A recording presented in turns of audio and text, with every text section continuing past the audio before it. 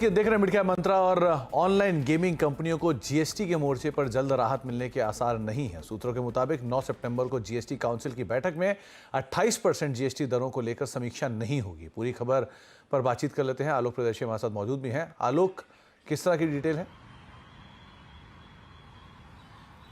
बिल्कुल, देखिए, जो ऑनलाइन गेमिंग कंपनियां लंबे समय से जीएसटी के मोर्चे पर राहत का इंतजार कर रही हैं, उन्हें इस बार की जीएसटी काउंसिल की बैठक से भी निराशा हाथ लग सकती है, क्योंकि जब जीएसटी लागू हुआ था 28% पिछले साल 1 अक्टूबर को, तब जीएसटी काउंसिल में कहा गया था कि हर 6 महीने में इन दरों की समीक्षा की जाएगी।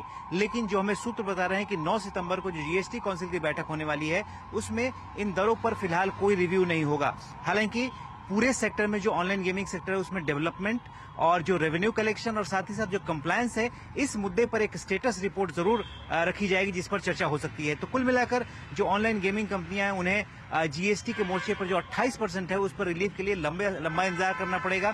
हालांकि इसी बीच में एक और नया मुद्दा सामने आया है, वो है कि जो कॉमर्स मिनिस्ट्री के तहत एक डिपार्टमेंट है DPIIT, उसने FDI के पर्पज से गेम ऑफ स्किल और गेम ऑफ चांस के बीच में डिफरेंशिएशन के लिए एक इंटर मिनिस्टरियल नोट जारी किया है। लिहाजा ये एक ऑनलाइन गेमिंग कंपनियों के लिए एक तरह से कहें पॉजिटिव है, क्योंकि लगातार ऑनलाइन गेमिंग कंपनियां इसी मुद्दे को लेकर जीएसटी काउंसिल में गई, बार कोर्ट में भी गई कि दोनों के बीच में डिफरेंशिएशन होना चाहिए, दोनों पर जीएसटी की दरें अलग अलग होनी चाहिए। लेकिन जैसा कि पता है कि पिछले साल जब 1 अक्टूबर को जीएसटी लागू हुआ था 28%, तो जीएसटी काउंसिल ने इनमें कोई डिफरेंशिएट नहीं किया था, चाहे गेम ऑफ स्किल हो या गेम ऑफ चांस हो, दोनों पर 28% जीएसटी लगाया था। लिहाजा ये मांग ऑनलाइन गेमिंग कंपनियों से की तरफ से लगातार हो रही है। लेकिन जो इस बार जीएसटी काउंसिल की बैठक हो रही है, उसमें इस मुद्दे पर कोई चर्चा होने की उम्मीद नहीं है, क्योंकि देखें तो पूरा रेवेन्यू कलेक्शन जो ऑनलाइन गेमिंग कंपनियों से हो रहा है, हर महीने करीब 12,000 करोड़ रुपए के आसपास हो रहा है, और कमाई भी 4 से 5 गुना बढ़ चुकी है। तो लिहाजा सरकार के लिए अभी रेवेन्यू पे कोई कॉम्प्रोमाइज करने की उम्मीद नहीं है।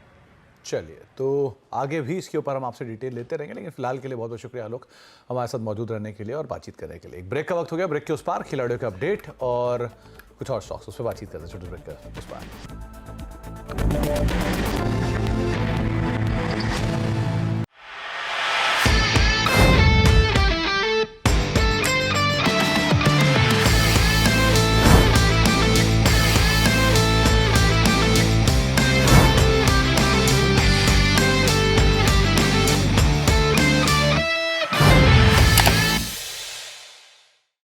बता दें कि मनी कंट्रोल पर दिए गए विचार एक्सपर्ट्स के अपने निजी विचार होते हैं। वेबसाइट या मैनेजमेंट इसके लिए उत्तरदायी नहीं है। यूजर्स को मनी कंट्रोल की सलाह है कि कोई भी निवेश निर्णय लेने से पहले सर्टिफाइड एक्सपर्ट की सलाह लें।